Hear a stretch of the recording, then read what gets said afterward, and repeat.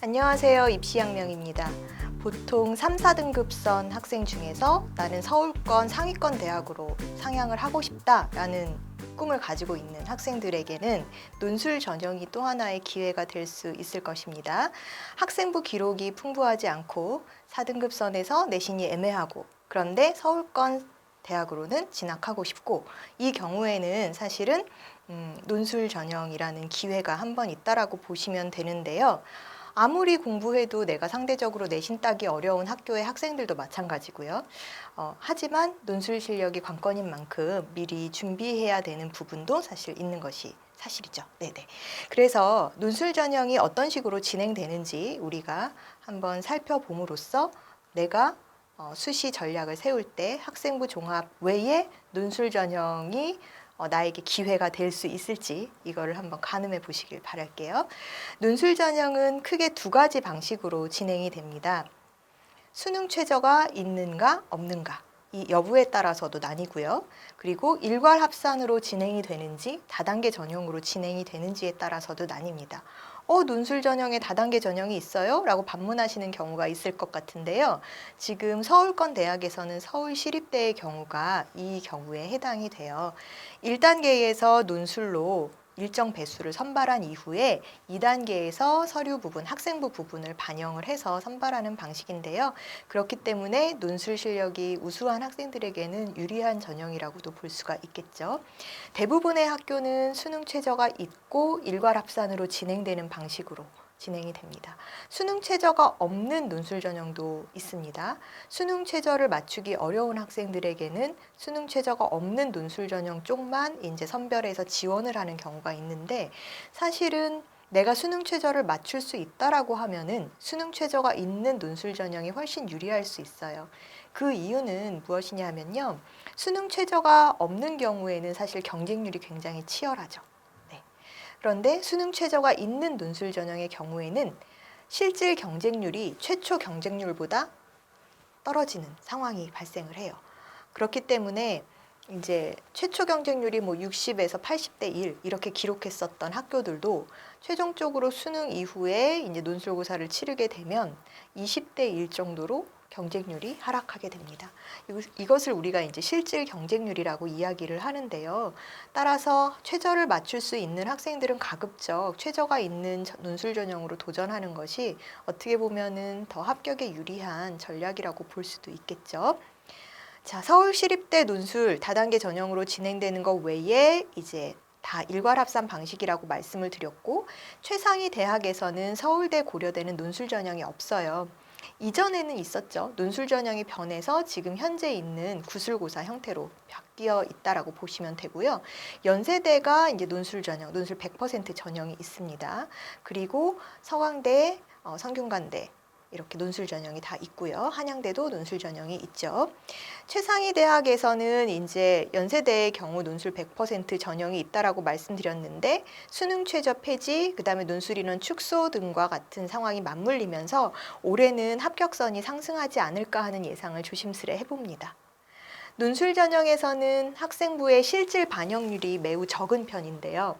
어느 학교나 마찬가지예요. 등급별로 반영 점수를 이제 두어서 기준을 두어서 반영을 하고 실질적으로 등급 간의 반영 점수 차이가 크지 않아서 어떻게 보면은 논술 성적으로 좌우된다. 그리고 수능 최저로 좌우된다라고 봐도 과언이 아니겠죠.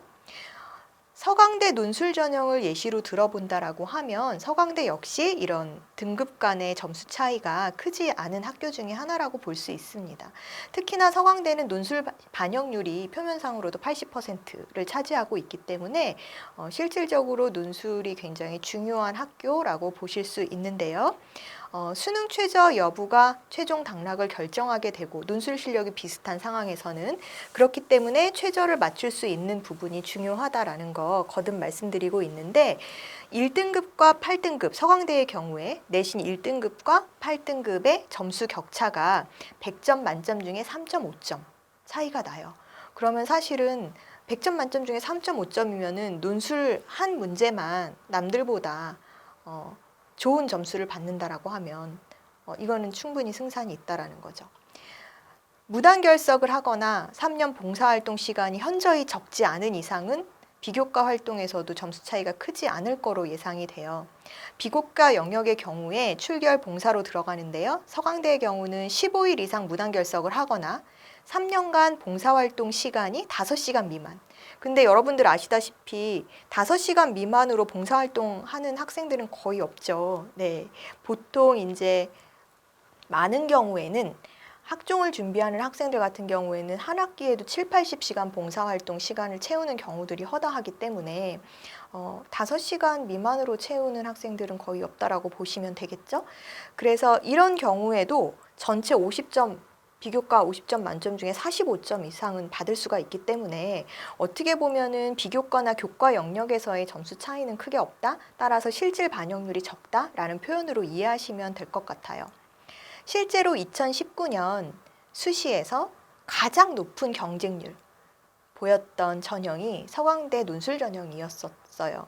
네, 거의 80대 1을 기록을 했었죠. 정확히 말하면 뭐 85.62대 1 뭐 이렇게 우리가 그 결과를 볼 수 있는데요.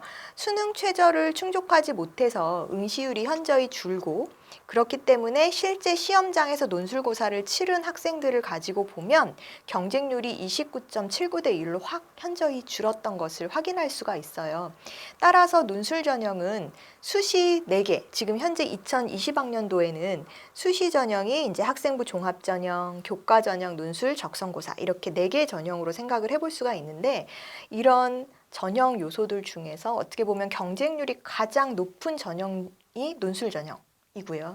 그리고 실질 경쟁률이 적어지는 전형 중에 하나이고 그렇다 보니까 충원율은 상대적으로 적은, 그러니까 합격하면 빠져나가는 인원이 많지 않죠. 네. 그래서 논술 전형은 경쟁률이 높지만 충원이 적으니 선택 전략을 잘 세워야 되고 되도록이면 수능 최저가 있는 전형으로 응시하는 것이 좋다라는 말씀 다시 한번 강조드리고요. 보통 내신 3, 4등급 선에서 상위권 서울에 있는 상위권 대학을 목표로 한다. 학종으로 지원하기에는 조금 애매한 선, 그리고 사실 이제 교과 외에 다른 요소들을 준비하기에도 사실 좀 내가 여의치 않았던 학생이라면 상향하는 전략으로 논술 전형을 도전을 해보시는데 문제는 이렇습니다. 그러면 누구나 다 논술 전형을 준비한다고 해서 합격하느냐? 그건 아니죠. 아까도 말씀드렸지만 경쟁률이 굉장히 높은 전형 중에 하나예요. 치열한 경쟁을 뚫고 내가 논술에 합격하려면 논술을 잘 써야 되는데 논리적인 글쓰기 실력도 중요하고요. 그리고 이공계 같은 경우는 사실은 수학, 과학 성적이 좀 중요한 요소가 됩니다. 내가 수학, 과학 성적이 좋지 않은데 수리 논술, 과학 논술, 즉 서술식으로 써내려 가야 하는 논술고사를 준비하기는 사실 만만치 않아요. 그래서 무조건 내가 4, 5등급 선에서 내가 학교선을 높여야 되겠다라고 해서 논술 전형을 다 준비할 수 있는 건 아니고요. 내가 논술 전형으로 지원했을 때 어느 정도 유리한 선이 나올지는 여러분들의 수학, 과학 성적으로 가늠해 보시면 될 것 같아요.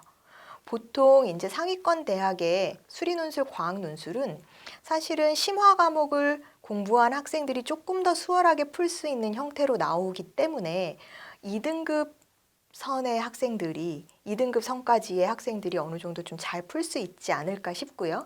만약에 내가 한 3, 4등급 선이다. 수학, 과학도. 그러면 남은 기간 동안 나에게 유리한, 즉 대학별로 시험 유형이 제각각이기 때문에 나에게 유리한 어떤 대학은 수리 논술, 어떤 대학은 과학 논술, 어떤 대학은 수리 논술 한 문제, 과학 논술 한 문제 이 조합이거든요. 그렇기 때문에 내가 수리 논술이 유리한지 과학 논술이 유리할지 내가 서술형으로 쓸 때 어떤 게 더 수월한지 이런 것들을 체크를 해보시고 내가 이 대학의 논술고사가 조금 더 수월하게 진행될 수 있겠다라는 선을 미리 잡아서 그 대학 유형으로 공부하시는 것도 방법이에요. 네, 그렇게 보시면 될 것 같고요.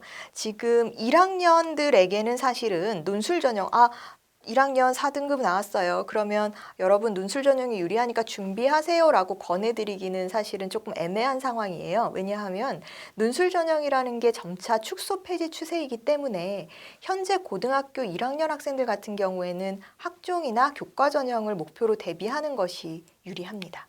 네. 지금 현재 고3 학생이라면 논술 전형을 수시 6개 지원 전략 중에 일부로 적용해 보는 것도 좋고요. 가끔 육논술, 수시 6개를 다 논술로 쓰는 경우들도 있어요. 많습니다. 네, 육논술을 도전했어요.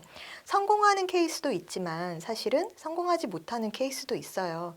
아까도 말씀드렸지만 논술고사라는 게 논술 실력으로 좌우되고요.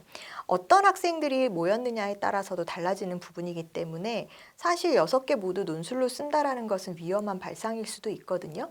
그래서 전략적으로 내가 좀 유리하게 나올 수 있는 학교선을 정해서 그 학교 논술고사 형태로 준비하시고 나머지는 뭐 교과라든지 학종으로도 대비를 해보시는 것이 안정적인 지원 전략이 될 것 같습니다. 이렇게 각각의 학교마다 다른 논술고사는요, 여러분들이 대비를 하시려면 내가 그러면 나의 논술 실력을 어떻게 객관적으로 체크받을 수 있을까요? 라고 궁금해 하실 거예요. 대학별 기출 문제들을 출력해서 입학처 홈페이지에서 대학별 기출 문제를 출력해서 한번 풀어보는 방법도 있을 텐데 그거죠. 여러분들이 이제 풀어봤어요. 하지만 내 답안을 평가해 줄 수 있는 지표가 없잖아요. 물론 해설지를 보면 되겠지만 그것만으로 충분치 않을 겁니다. 보통 대학에서는요, 모의 논술고사라는 거를 실시해요. 5월 전후로 해서 학교별로 일정이 나오는데요. 내가 논술고사를 목표로 하는 학생이다라고 하면 이렇게 대학별로 치르는 모의 논술에 한번 응시해 보는 것도 방법이 될 수 있습니다.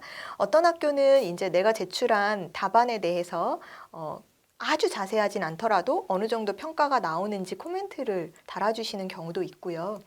내가 한번 실제 시험장에서 제한된 시간 내에 논술 문제를 풀어보면서 내가 시간 체크를 잘해야 되겠다. 아니면 나는 제시문 분석에 조금 더 노력을 기울여야 되겠다. 아니면 나는 도표 활용 문제에 조금 더 연습을 해야 되겠다라는 감을 잡을 수가 있기 때문에 모의 논술을 적극 활용해서 나에게 유리한 대학선 지원선을 평가해 보는 것도 방법이라고 볼 수 있겠습니다.